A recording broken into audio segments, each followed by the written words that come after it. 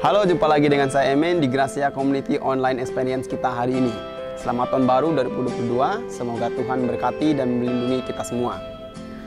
Terima kasih untuk Anda semua, baik Anda yang Kristen maupun Anda yang bukan Kristen yang menyaksikan tayangan kami. Saya ucapkan selamat bergabung. Sepanjang tahun 2021, kita semua hidup di tengah pandemi COVID-19 yang begitu dahsyatnya, sehingga membuat aktivitas kita menjadi tidak biasa. Semua serba terbatas dan kita harus memulai dengan kehidupan new normal. Tetapi kita bersyukur bisa melewati tahun 2021 dan kita masih diberi kesehatan dan kehidupan. Semoga pandemi ini segera berakhir dan kita semua masuk di tahun 2022 dengan penuh semangat dan antusias. Dan tahun baru ini bisa membuat semuanya menjadi lebih baik dari tahun lalu. Seperti misi Gracia Community tahun ini, membuat perbedaan, bukan buat pernyataan. Dengan melakukan bagi satu seperti kita ingin melakukan bagi semua, melalui pertemanan pengikut Kristus. Untuk informasi ibadah hari Minggu masih 2 kali, yaitu pukul 7 pagi dan 9 pagi. Dan untuk teman-teman semua bisa mulai untuk melakukan pendaftaran di gereja, karena kita masih melakukan ibadah dengan jumlah terbatas dan prokes yang ketat. Tujuannya adalah mendukung anjuran pemerintah serta pastinya untuk kebaikan kita semua. Dan teman-teman yang belum bisa datang di ibadah onsite, kami tetap tayang di channel YouTube Gracia Community Online Experience setiap hari Jumat pukul 18.30. Hari ini, Pastor Jason akan menyampaikan renungan firman Tuhan dengan tema Gak Bisa Tidur. Mengapa dan bagaimana kita akan saksikan selengkapnya. Namun sebelumnya, Tiopan akan menyapa kita dan dilanjutkan dengan rekan saya Yusak dan Vina yang akan menyanyikan sebuah lagu. Jadi jangan kemana-mana, tetap stay di channel ini dan selamat menyaksikan. Tuhan Yesus memberkati. Selamat malam Bapak Ibu Saudara semua, dan saya mengucapkan selamat tahun baru untuk kita semua yang Kristen maupun yang bukan Kristen. Bapak Ibu Saudara semua, dalam hidup ada 2 hal yang penting sekali. Pertama, kelahiran kita. Tanpa kelahiran, tidak ada kita di tempat kita masing-masing saat ini. Tidak ada sejarah apapun yang bisa kita ukir. Tidak ada prestasi apapun yang terjadi atas nama kita. Hal penting kedua adalah kematian yang menghentikan segala usaha, sejarah, prestasi yang kita buat. Kita semua sedang menuju ke arah sana. Masalah siapa yang duluan atau terakhir adalah misteri Allah sang pencipta kita. Namun yang pasti, kita semua sedang menuju ke arah kematian. Namun di antara kelahiran dan kematian, ada yang namanya kehidupan. Dan menjadi pertanyaan untuk kita semua, kehidupan seperti apa yang kita mau jalani selama kita hidup? Kehidupan seperti apa yang mau kita tampilkan selama kita hidup? Dalam Kejadian 5 ayat 21-24, ada seorang tokoh yang familiar dengan kita, namanya Henok. Henok sangat memikirkan kehidupan apa yang dia akan tampilkan selama dia hidup. Mari kita belajar dari kehidupan Henok ini. Ada 2 pelajaran penting yang dapat kita pelajari. Pelajaran pertama, hidup yang memberi pengaruh selama hidup. Kalau kita baca, Henok hanya hidup 365 tahun sebelum dia diangkat oleh Allah. Umur yang pendek jikalau kita bandingkan dengan rata-rata usia orang pada waktu itu. Misalnya Enos hidup 950 tahun. Kenan hidup 910 tahun. Yared hidup 962 tahun. Tetapi Henok hanya hidup 365 tahun. Atau sepertiga dari rata-rata usia pada waktu itu. Namun yang menarik, meskipun Henok mempunyai usia yang singkat, diceritakan Henok mempunyai kehidupan yang berbeda dari orang-orang pada zamannya. Henok mempunyai kehidupan yang dekat dengan Allah, hidup bergaul dengan Allah, hidup berjalan bersama-sama dengan Allah. Berjalan bersama-sama dengan Allah berarti memikirkan segala sesuatu tentang Tuhan, yaitu Tuhan yang menjadi dari seluruh kehidupannya. Berjalan bersama-sama dengan Allah berarti memikirkan segala sesuatu dengan Tuhan, yaitu Tuhan yang menjadi bagian dari seluruh kehidupannya. Amos 3 ayat 3 mengatakan seperti ini. Berjalankah 2 orang bersama-sama jika mereka belum berjanji? Yang berarti berjalan mengandung makna, bersepakat dengan Allah dan berbagi pergumulan dengan Allah. Beginilah kehidupan Henok ketika masih dia hidup. Henok mempunyai usia yang singkat, tetapi dia menyadari bahwa hidup ini bukan hanya tentang panjangnya, bukan hanya berapa lama saja dia hidup, tetapi selama hidup pengaruh baik apa saja yang dia tampilkan yang bisa dilihat oleh orang lain. Sejalan dengan hidup yang seperti itu, Henok juga memberikan pelajaran kedua untuk kita semua. Selama hidup perlu memikirkan warisan yang baik untuk orang yang ditinggalkan. Henok meninggalkan warisan yang berharga, yaitu hidup bergaul dengan Allah. Yang tidak hanya memikirkan panjangnya atau berapa lama dia hidup. Tetapi ada pengaruh hidup yang dia wariskan kepada orang-orang yang ditinggalkan. Henokh meninggalkan Metusalah dan Nuh. Dua orang yang cinta Tuhan sama seperti dia. Di mana saya juga percaya bahwa baik Metusalah dan Nuh merupakan orang yang meneladani kehidupan Henokh. Jadi Bapak Ibu Saudara, bukan berapa lama kita hidup. Yang paling penting, pengaruh hidup baik apa yang kita tampilkan dari kehidupan kita. Dan juga nanti kita wariskan kepada orang-orang yang kita tinggalkan setelah kematian kita. Dalam minggu ini atau bahkan bulan ini, bahkan 1 tahun ke depan, bahkan sampai seluruh kehidupan kita. Mari kita pikirkan kehidupan yang berpengaruh seperti apa yang kita mau tampilkan untuk orang-orang yang kita tinggalkan nantinya. Kita awali tahun baru ini dengan ucapan syukur pada Tuhan.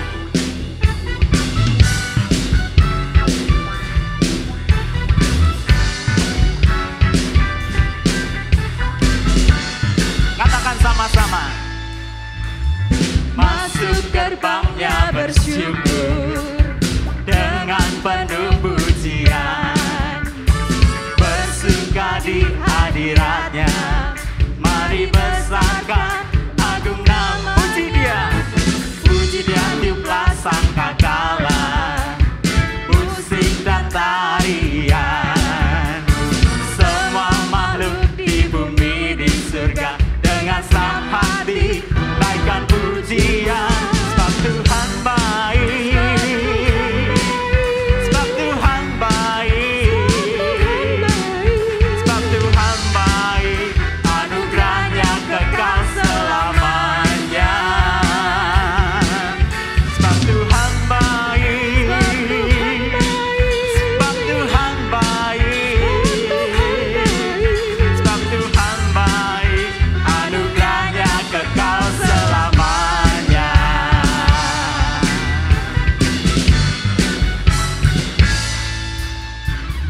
Yesus Kristus Allah Tuhanku, pencipta segalanya, datang sujud di hadapannya. Mari angkat tangan kita. Oh Tuhan baik, puji dan tiuplah sangkakala, musik dan tarian. Semua makhluk di bumi di surga dengan senang hati katakan Tuhan baik. Sebab Tuhan baik, sebab Tuhan baik, anugerahnya kekal selamanya. Sebab Tuhan baik, sebab Tuhan baik, sebab Tuhan baik, anugerahnya kekal. Kita naikkan pujian ini sekali lagi dari awal Bapak Ibu.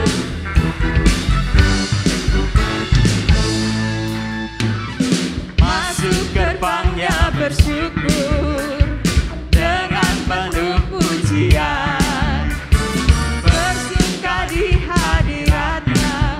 Mari besarkan agung namanya, puji dan tiuplah sangkakala, musik dan tarian. Semua makhluk di bumi di surga dengan senang hati.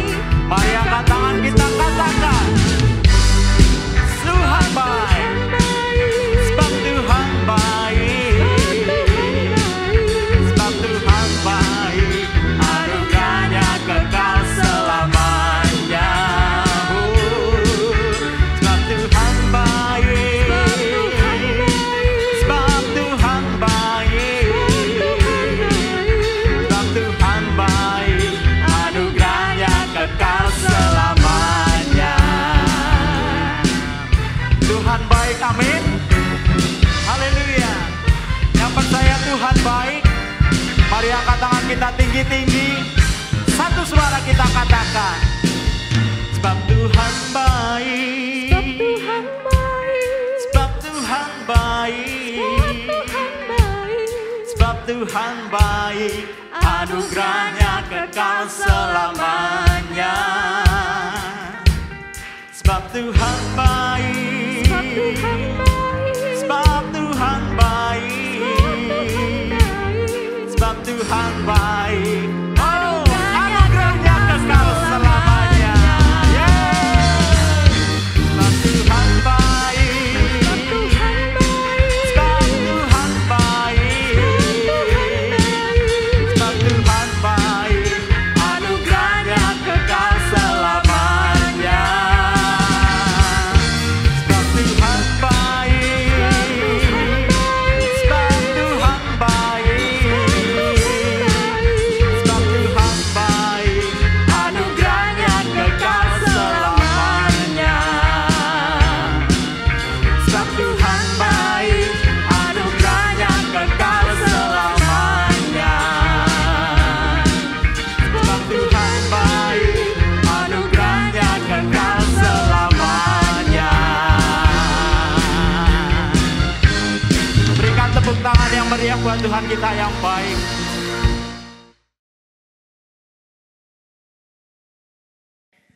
Kita tadi sudah menyanyi dan mengatakan bahwa Tuhan itu baik. Amin. Sekarang noleh ke kanan kikinya bilang, kamu baik. Anak yang gak pernah bilang sama orang tuanya, papa baik, sekarang kesempatannya. Papa yang gak pernah bilang anaknya baik, ya sekarang ini kesempatannya. Dan saya juga punya kabar baik buat kita semua yang tidak bisa tidur. Buat kita yang punya gangguan insomnia, jarang tidur, nggak bisa tidur, saya punya sebuah berita baik, yaitu ini. Nggak bisa tidur atau insomnia kadang bisa menjadi sebuah tanda bahwa Tuhan ingin berbicara kepada kita. Jadi pada saat kita mimpi buruk, kemudian tiba-tiba terbangun nggak bisa tidur lagi. Ada yang terbangun karena tangannya kesemutan, miring kanan atau kiri terlalu lama kesemutan. Ada yang terbangun karena bantalnya basah, banjir, iler. Ya. Dan kemudian kita terbangun di malam hari dan gak bisa tidur lagi. Mungkin itu sebuah tanda Tuhan ingin menyampaikan pesan hatinya kepada kita. Jadi kenapa tidak kita coba tahun ini, pada saat kita terganggu dengan insomnia, tidak bisa tidur, coba doakan satu anggota keluarga kita. Coba doakan satu teman yang kita kenal. Coba doakan satu kelompok orang yang kita tahu. Dan saya duga dan yakin, begitu kita selesai doa, hatinya Tuhan memenuhi hatinya kita semua. Dan ada sebuah kisah yang bagi saya sangat menginspirasi. Kisah ini dialami oleh seorang non-Kristen, bukan pengikut Kristus, karena dia hidup 480 tahun sebelum Yesus Kristus lahir. Dia seorang Yahudi bernama Mordekai. Diceritakan di sebuah kitab dalam kumpulan kitab sucinya orang Ibrani. Bapak Ibu saudara-saudara yang Kristen, pegang Alkitab, ada dua bagian Alkitab kita. Perjanjian Lama dan Perjanjian Baru.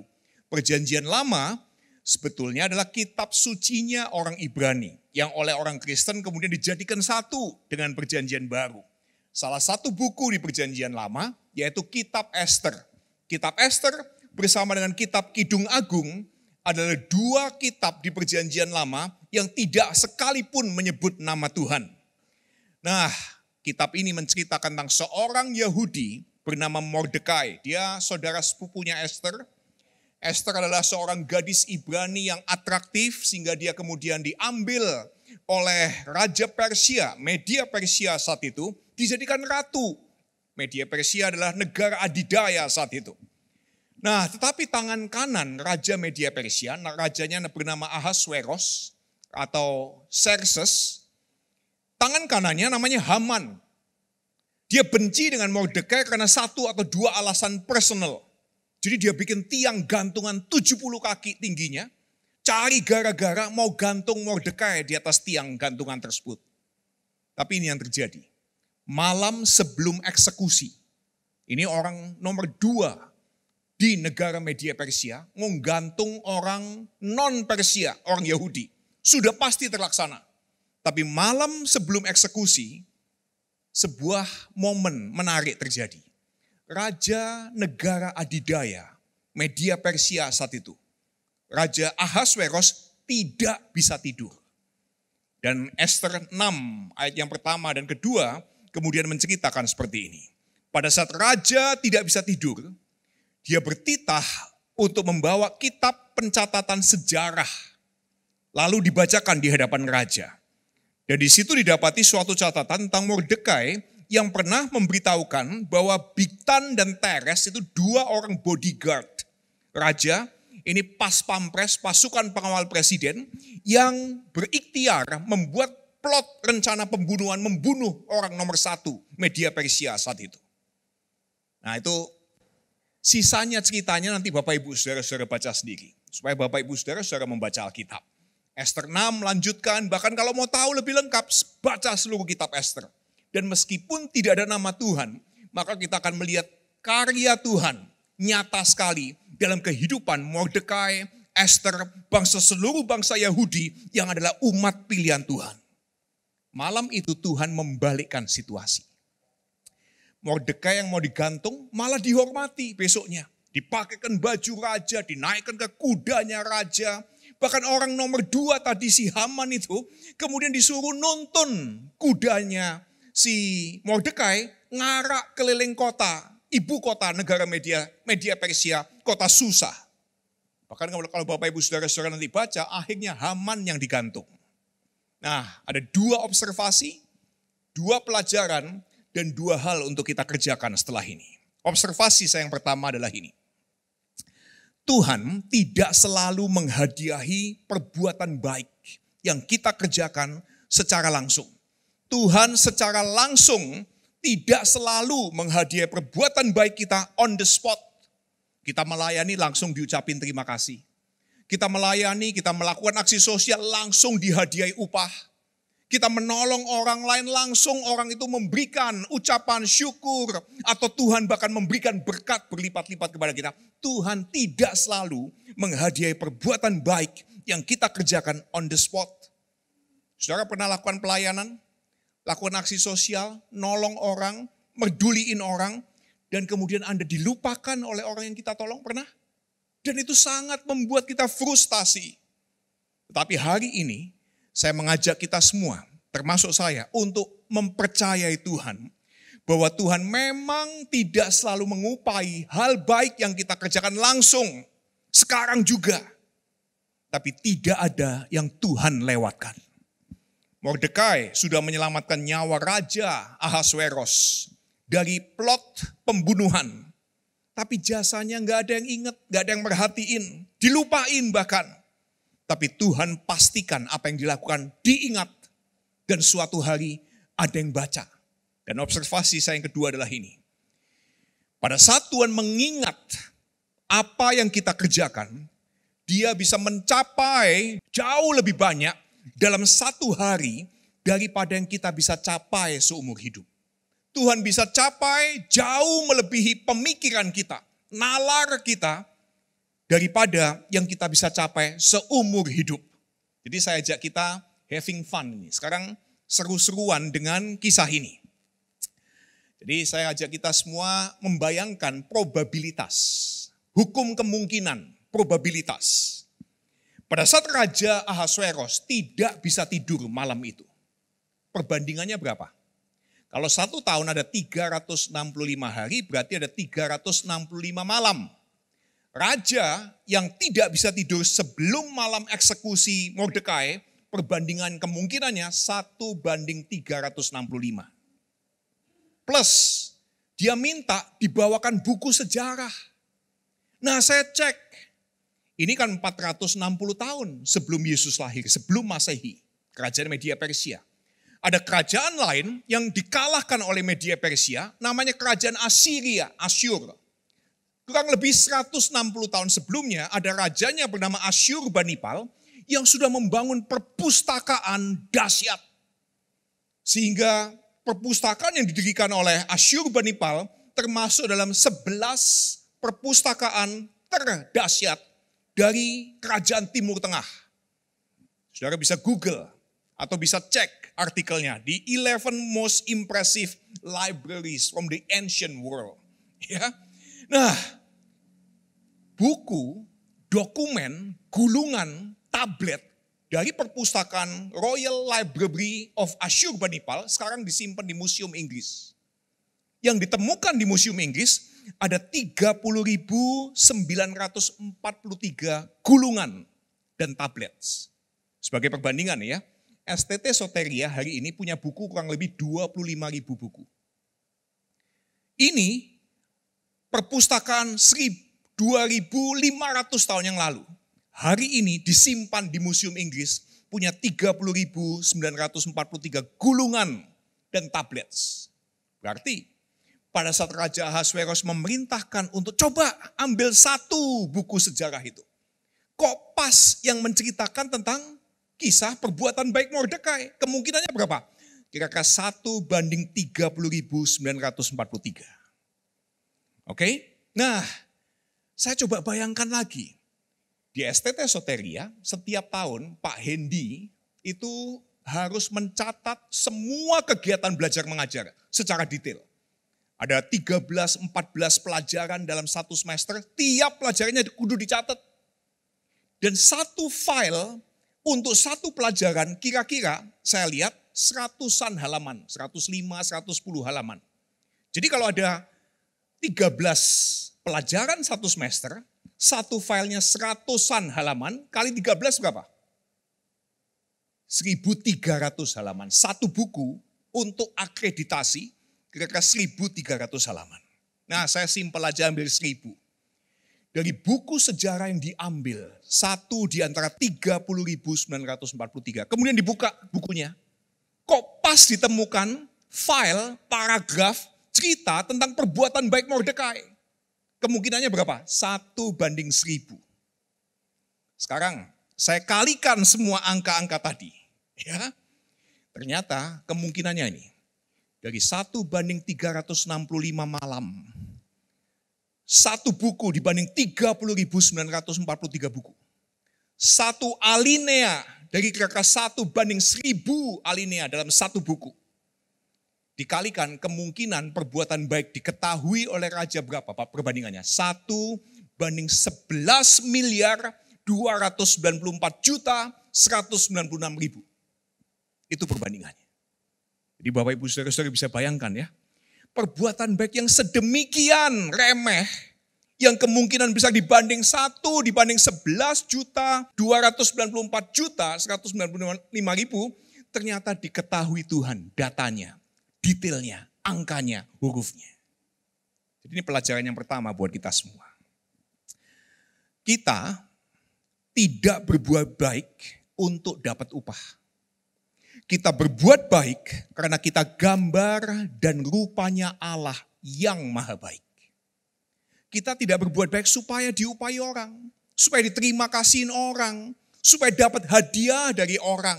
Kita berbuat baik, kita melayani karena kita adalah gambar dan rupa Allah yang maha baik, yang melayani. Jadi pada saat kita orang Kristen, dikatakan kamu harus jadi garam dunia. Misalnya, kita tidak berusaha asin agar jadi garam. Justru karena kita garam, maka kita asin. Ya, kalau Anda makan satu butir garam, rasanya manis, itu bukan garam, itu gula. Kalau kita makan satu butir garam, nggak ada rasanya, itu bukan garam, itu butiran pasir. Jadi pada saat kita berusaha menjadi asin, bukan supaya kita jadi garam dunia, justru karena kita garam dunia, maka kita asin. Tahun 1992, ada tokoh penting sebuah geng Kristen kulit putih. Jadi kalau di Indonesia ada front tertentu radikal, di negara barat, di Amerika khususnya geng ini, ada geng Kristen kulit putih. Namanya Ku Klux Klan. Ku Klux Klan kalau dalam bahasa Indonesia bacanya. Atau 3K, triple K. Nah, tokoh penting geng Kristen kulit putih ini tahun 1992 bikin heboh. Tokohnya bernama Larry Trapp. Dia sangat terinspirasi oleh paham Nazi Adolf Hitler. Jadi dia menjadi orang yang rasis, antisemit terhadap orang Yahudi. Dan dia suka meneror seorang rabi Yahudi di lingkungan tempat tinggalnya bernama Rabi Michael Weiser. Diancam, dibully, diteror keluarganya, sinagognya dikasih kotoran manusia, diancam dibakar dan sebagainya.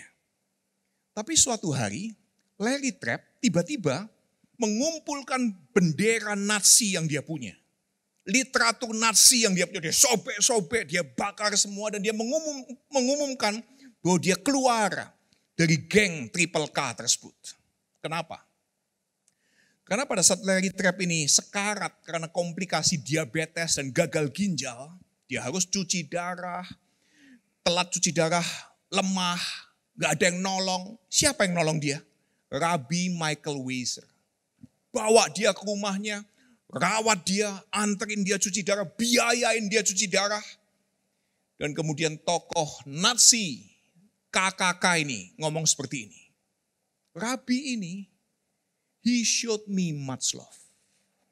Dia menunjukkan kepadaku betapa besar cintanya. Dia menunjukkan bahwa dirinya adalah bagian dari umat pilihan Tuhan. Imamat yang rajani. Dan dia menunjukkan jati dirinya begitu mengasihi. Menjadi berkat buat aku yang memusuhi dia. Aku tidak mungkin tidak membalas cintanya. Jadi Rabi ini berbuat baik bukan untuk dapat upah. Tapi karena dia tahu dia adalah gambar dan rupa Allah yang maha baik. Mordekai berbuat baik. Bukan karena supaya dapat upah. Tapi karena dia tahu bahwa dia adalah gambar dan rupa Tuhan yang maha baik. Jadi kalau Anda dan saya Kristen, kita berbuat baik, kita melayani, kita menolong orang, kita melakukan aksi sosial. Itu bukan supaya kita dapat upah, supaya kita diangkat dan jadi pejabat di negara ini.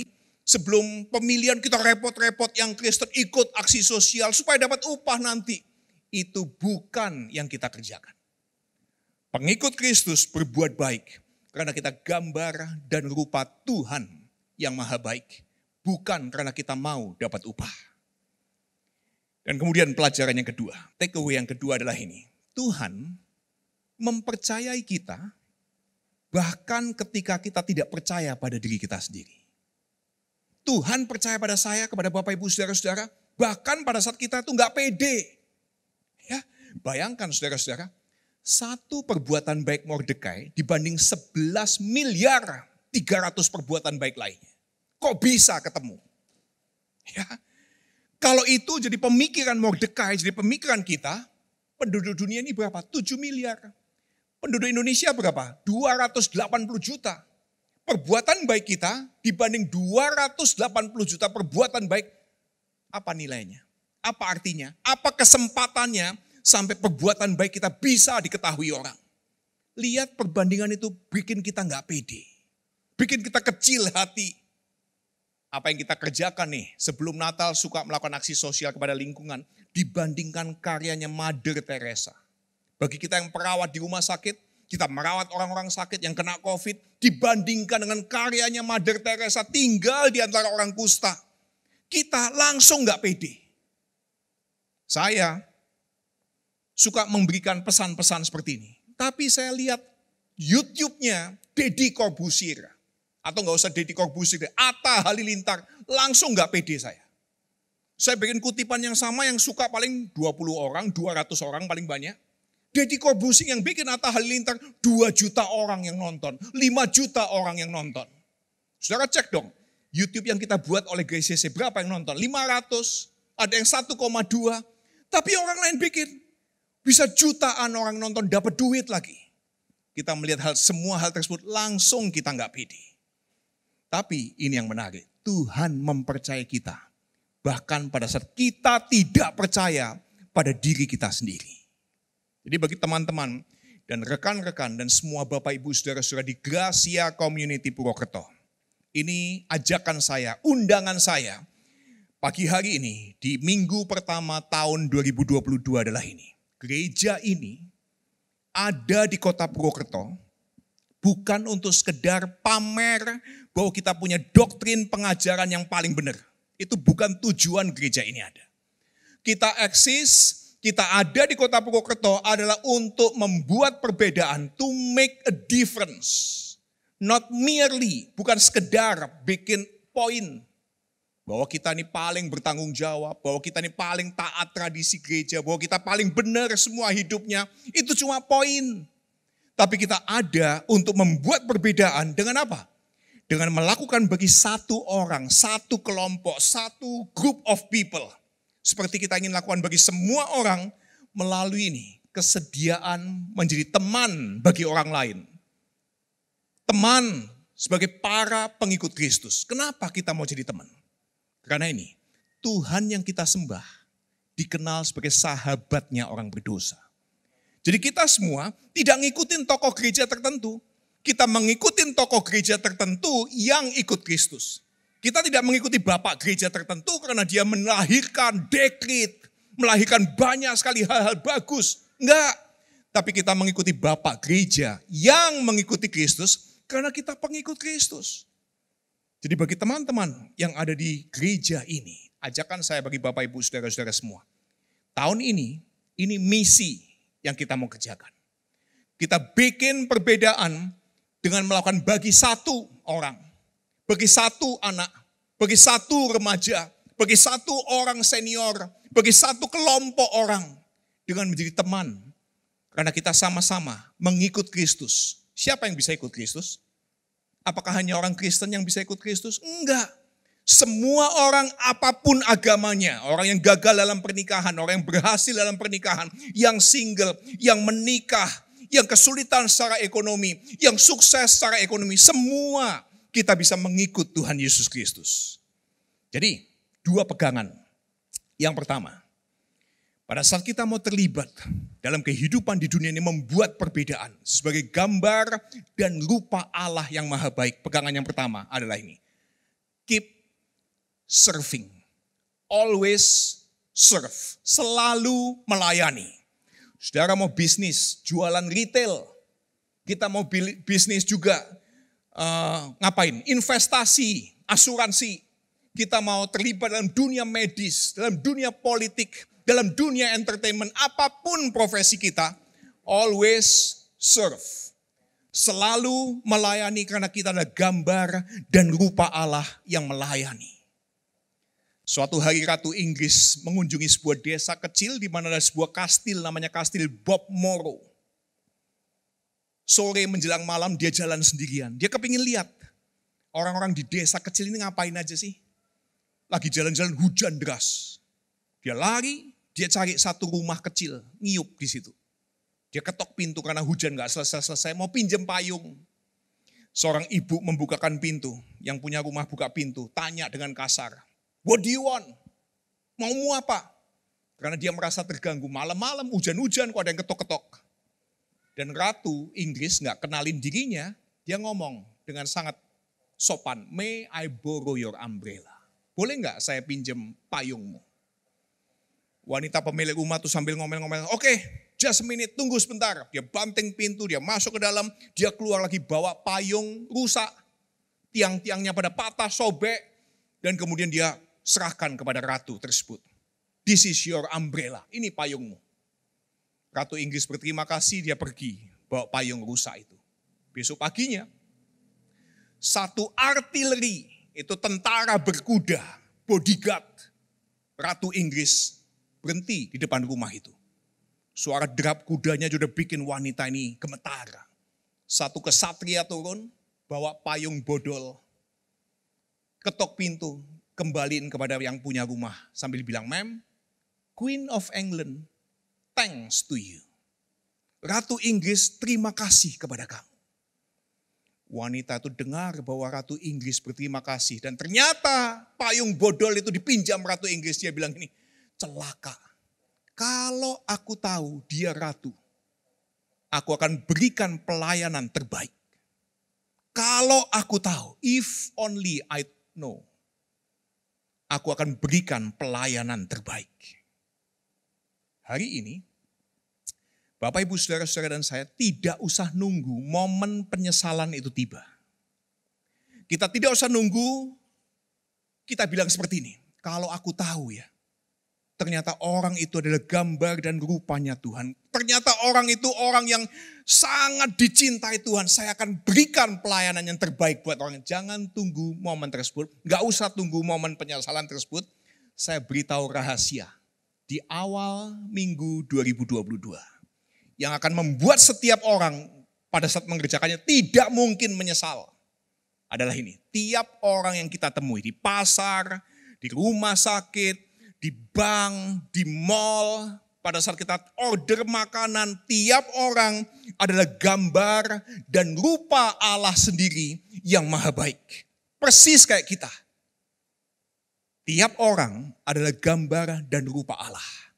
Perlakukan tiap orang sebagai gambar dan rupa Allah dan always serve. Keep serving. Apalagi orang yang kita anggap hina. Kenapa? Tuhan yang saya ikutin, Tuhan Yesus ngomong kayak begini. Dalam Matius 25 ayat 40. Apa yang kamu lakukan bagi orang yang paling hina ini? Kamu lakukan buat aku. Saya mau tanya, siapa orang yang paling hina buat Bapak Ibu saudara-saudara? Yang orientasi seksualnya lain, itu orang yang paling hina. Orang yang moralnya bobrok, itu orang yang paling hina buat kita. Orang yang ada di penjara karena korupsi, itu orang yang paling hina buat kita. Tuhan Yesus ngomong seperti ini. Yang kamu anggap yang paling hina, kamu lakukan bagi yang paling hina, kamu lakukan buat aku. Kalau kamu menghina orang yang paling hina, kamu menghina aku. Tapi kalau kamu melayani orang yang kamu anggap paling hina, kamu melakukannya untuk aku. Di gereja, kalau orang Kristen, suka melabel orang dengan ini. Dia lalang nih di antara gandum. Atau ini, dia serigala ini di antara domba. Betul gak? Pernah ada yang dikata-katain sebagai serigala atau lalang? Atau bahkan kita sendiri yang lalang atau serigala? Ya. Nah, ada sebuah hal yang menarik. Tahun 95, serigala abu-abu itu dikembalikan ke habitatnya di Taman Nasional Yellowstone. Setelah 70 tahun hiatus. Hiatus namanya, hiatus artinya adalah di sebuah taman, sekelompok binatang, predator itu dihilangkan supaya binatang-binatang lain dan bisa tumbuh. Tapi pada saat 70 tahun serigala abu-abu tidak ada di Taman Nasional, yang terjadi justru kerusakan parah secara ekologi. Karena nggak ada predator, rusa nggak ada yang nyantap. Jadi rusa overpopulasi. Rusa kan makanannya rumput, tanaman, flora, fauna disantap semua, gundul hutan-hutan. Pohon-pohon semua gundul. Tapi begitu serigala abu-abu dikembalikan ke Taman Nasional tersebut, rusa mulai disantap. Dan pada saat rusa nggak ada, tumbuh rumput. Flora fauna tumbuh. Dan pada saat tumbuh-tumbuhan mulai tumbuh, kemudian ada coyote. Coyote itu seperti musang, ya temannya serigala yang lebih kecil. Nggak ada serigala, coyote itu biasanya menyantap kelinci dan tikus. Tapi karena ada serigala, coyote disantap oleh serigala, kelinci populasinya dan tikus mulai tumbuh lagi. Yang mana populasi kelinci dan tikus itu menarik perhatian burung elang, musang, rubah, dan luwak. Saya baca cerita ini, saya jadi tahu apa tujuan tikus hidup. Buat saya salah satu binatang yang tidak punya tujuan hidup adalah tikus. Tapi saya jadi tahu kenapa dia ada. Untuk disantap elang, untuk disantap binatang-binatang yang lain tersebut. Dan karena binatang-binatang tersebut ada, kemudian ekosistem di taman tersebut mulai sehat. Ya, tumbuh pohon-pohon besar, dan karena ada pohon besar ada beaver. Itu berang-berang. Salah satu binatang terpandai IQ-nya berang-berang. Kenapa? Dia gigitin dahan-dahan pohon di bagian bawah sampai ambruk. Dan kemudian dengan giginya yang kuat, dia bersama dengan gengnya tarik dahan pohon tersebut, bikin bendungan di sungai. Bapak Ibu saudara-saudara tahu bendungan terkuat yang bikin siapa? Bukan manusia, beaver, berang-berang. Dan karena dia bikin bendungan, maka hutan tersebut dialiri dengan aliran sungai yang cukup. Karena cukup air, cukup sumber daya kehidupan. Gara-gara apa? Efek ripple hadirnya serigala abu-abu. Jadi poin saya adalah ini. Kita yang Kristen, yang suka menyebut sebagai dombanya Tuhan, ternyata kita perlu serigala. Katakan bersama-sama 1, 2, 3. Saya perlu serigala. Yang keras. 1, 2, 3. Kenapa? Kalau kita singkirkan serigala dari habitat manusia, yang terjadi konsekuensi yang kita tidak duga. Di tengah absennya bahaya. Pada saat enggak ada bahaya, domba dungu tetap jadi domba dungu. Domba culun tetap culun. Tidak pernah dilatih menghadapi bahaya. Jadi kalau hari ini kita yang Kristen mengaku sebagai domba Tuhan takut kepada serigala, kita ternyata butuh dan rindu serigala. Jadi ajakan saya, kalau Anda dan saya Kristen pengikut Kristus, keep serving, teruslah melayani, selalu memberikan hal yang berguna, selalu memberi, selalu berdoa, selalu menjadi teman bagi orang yang berbeda dengan kita, selalu datang ke gereja, selalu mengajar anak-anak kita, selalu membuat perbedaan, bukan cuma sekedar membuat poin. Ya. Dan pegangan kita yang kedua yang terakhir adalah ini. Selalu utamakan karakter sebagai gambar dan rupa Yesus Kristus. Selalu mengutamakan karakter sebagai gambar dan rupa Yesus Kristus. Kalau Anda sekolah, kita butuh 25% kecerdasan emosi, 75% kecerdasan intelektual. Daniel Goleman yang ngomong dalam bukunya Emotional Intelligence. Tapi begitu kita selesai sekolah, kita menikah, kita kerja, kita terlibat dalam kehidupan bermasyarakat, maka cuma 25% IQ yang dibutuhkan, 75% kecerdasan emosi. Hidup berkomunitas seperti ini, bukan IQ yang mayor, dominan kita butuhkan, tetapi emotional intelligence, kecerdasan emosi, karakter. Dan ukuran paling gampang untuk tes kita punya karakter atau enggak adalah ini. Bagaimana kita mengatur waktu kita. Kenapa? Waktu adalah kehidupan. Time is life. Time is not money. Waktu bukan uang. Waktu adalah kehidupan. Dari mana saya tahu?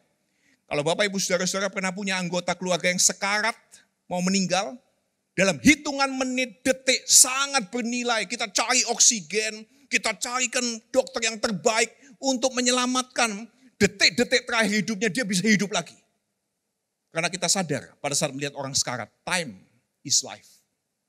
Nah, jadi saudara dan saya mau tahu bagaimana kita punya karakter. Cek cara kita mengatur waktu. Kita janji ketemu orang jam 2, datangnya jam berapa? Jam 2-an ya, orang Purwokerto suka itu. Jam 2-an ya, jam 2 itu jam berapa? Jam 2 lebih 1, jam 2 lebih 15, jam 2 lebih 55, jam 2 lebih 59, jam 2-an. Kalau Anda tahu, Anda hadir ibadah jam 9, seorang pelatih basket terkenal Amerika, Vince Lombardi ngomong seperti ini. If you're not 15 minutes earlier, you're late. Kalau Anda tidak hadir 15 menit sebelum waktu, Anda sudah terlambat. Ibadah jam 9, Anda datang jam 9, sudah terlambat. Ibadah jam 9, datangnya jam 9 lebih 5, terlambat atau awal? Buat orang Purwokerto yang makannya mendoan, itu sudah cukup pagi. Tapi kalau Anda terlambat 15 menit sebelum waktu, sudah terlambat. Itu bahasanya Vince Lombardi. Kita yang Kristen kan nggak seneng dengar Vince Lombardi. Kita senangnya Alkitab bilang apa? Saya kasih tahu. Seorang penulis Alkitab bilang apa? Rasul Paulus dalam Efesus 5:16 ngomong begini. Make the most of every opportunity. Pakailah waktu sebaik mungkin. If you are 15 minutes early. If you are not 15 minutes early, you're late. Kalau Anda tidak hadir 15 menit sebelum janji pertemuan dengan seseorang, sebelum janji pertemuan dengan sekelompok orang, Anda sudah terlambat dan itu menunjukkan karakter kita. Jadi, pinter dapat promosi kita. Tapi untuk tetap ada di posisi yang tinggi, yang diperlukan karakter. Bagaimana sikap kita, karakter kita ketemu dengan orang lain. satu cerita terakhir. Seorang presiden Amerika namanya Franklin Delano Roosevelt. FDR terkenalnya. Dia satu-satunya presiden di negara demokrasi Amerika yang terpilih 4 kali. Satu-satunya di dunia. Dan dia memimpin Amerika di masa-masa paling sulit, depresi, the Great Depression, depresi hebat, kemudian perang sipil dan sebagainya. Pada saat dia meninggal, ribuan massa ngiringin, berdiri di kanan kiri, jalan pada saat kasket peti matinya diarak. FDR adalah orang yang membuat sebuah kalimat sangat terkenal. Dia bikin kalimat seperti ini. Tidak ada yang kita takuti kecuali ketakutan itu sendiri. Jadi kita sebenarnya nggak takut pada hantu, kita nggak takut pada orang jahat, kita nggak takut pada teroris. Kita cuma takut pada ketakutan kita kepada teroris. Kita takut kepada ketakutan kita kepada hantu. Itu yang kita takuti. Nah, orang ini pada saat meninggal, diarak lewat di sebuah jalan, ada seorang bapak yang persis peti matinya lewat, bapak ini tiba-tiba lemes, kemudian terjatuh di lututnya, dan nangis sejadi-jadinya. Bapak di sebelahnya heran. Diangkat, tanya bapak di sebelahnya, "Did you know the president?" Apa kamu kenal presiden? Orang itu jawab seperti ini, "No, aku gak kenal. But he knew me." Tapi dia kenal aku. Top leader dari top country. Orang top dari negara top kenal orang yang sangat sederhana di negaranya. Dan itu menunjukkan dia punya karakter yang membuat dia terpilih 4 kali jadi presiden Amerika Serikat. Hari ini saya tidak memberi formula kepada kita untuk jadi presiden US 4 kali. Yang saya kasih, yang saya share hari ini adalah sesuatu yang layak kita perjuangkan, layak kita kerjakan dengan segenap hati, yaitu ini. Satu hal, utamakan karakter sebagai gambar dan rupa Allah yang maha baik, yang melayani. Pada saat kita berhasil di situ, segala sesuatu akan fit di tempatnya, akan cocok di tempatnya. Kita mau cari jodoh, kita mau cari pekerjaan, kita mau bertahan di pekerjaan, utamakan karakter sebagai gambar dan rupa Allah yang melayani. Tuhan tidak selalu menghadiah kita on the spot. Kita berbuat baik karena kita image dari Tuhan yang maha baik, bukan karena dapat upah. Dan Tuhan mempercayai kita bahkan pada saat kita tidak percaya pada diri kita sendiri. Mari kita berdoa bersama. Tuhan Yesus, kami berterima kasih 2020 full 365 hari dan malam Tuhan sertai. Ada momen-momen kami tidak bisa tidur, ada momen-momen kami juga dihalau, dihajar oleh kegalauan, kekhawatiran, ketakutan. Beberapa di antara kami mengalami depresi, stres, frustasi. Bahkan ada yang ingin mengakhiri hidup karena multi krisis yang kami alami. Tapi kami melihat semua perbuatan baik yang kami coba kerjakan di tengah keluarga. Mungkin tidak ada yang ingat, tidak ada yang memberikan kepada kami ucapan terima kasih, tidak ada yang menghadiahi kami, bahkan Tuhan sepertinya lupa.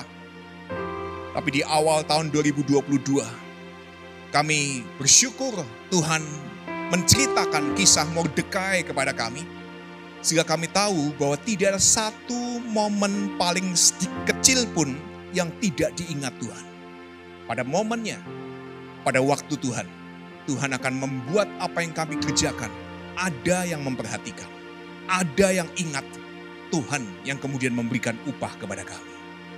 Ajarlah kami semua yang Kristen, dari berbagai macam latar belakang dan yang non-Kristen, kami bisa sama-sama mengikut Tuhan Yesus Kristus, dan kami bisa membuat perbedaan di kota Purwokerto ini dengan melakukan satu hal, sama seperti kami ingin lakukan bagi semua orang, dan dengan menyediakan diri menjadi teman bagi orang-orang yang berbeda dari kami semua. Di akhir pertemuan kami memohon, berdoa, menengadakan tangan kami di hadapan Tuhan. Sebagai bentuk kami menyerahkan hidup ini kepada Sang Empunya Hidup, dan sebagai lambang permohonan Memohon kiranya berkat anugerah dari Allah Bapa, dari Tuhan Yesus Kristus, dari Allah Roh Kudus menyertai kami semua, mengurapi kami semua, memenuhi kehidupan kami dengan hikmat kebijaksanaan, damai sejahtera yang melampaui segala akal, serta sukacita yang dari Tuhan sendiri dalam hidup ini. Karena pada saat hati kami bersukacita, pikiran kami juga bersih, semangat kami tinggi, menyala-nyala, dan ide-ide kreatif juga keluar.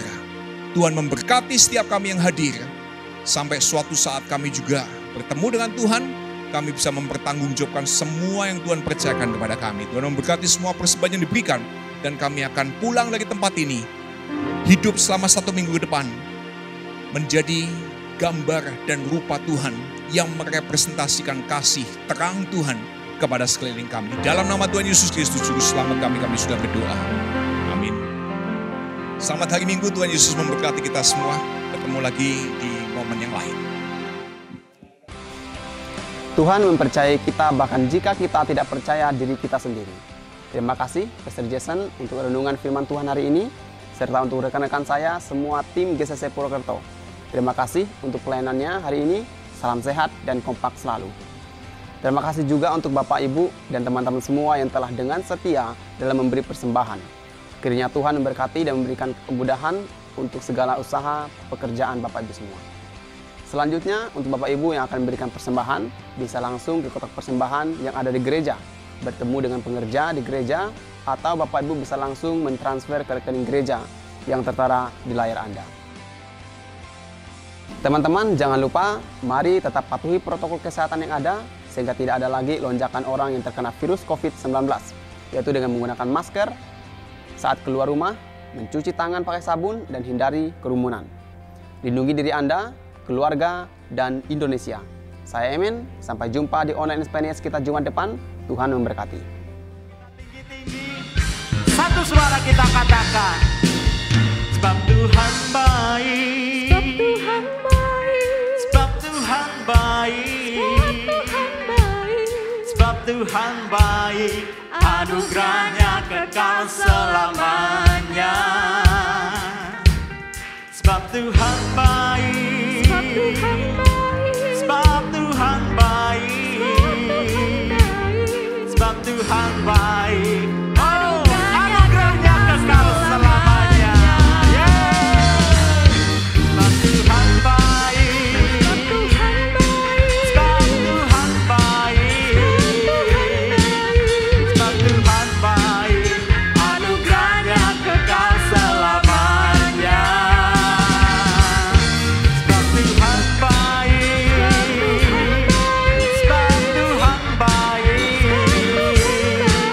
Sebab Tuhan baik. Anugerahnya kekal selamanya. Sebab Tuhan baik. Anugerahnya kekal selamanya. Sebab Tuhan baik. Anugerahnya kekal selamanya. Berikan tepuk tangan yang meriah buat Tuhan kita yang baik.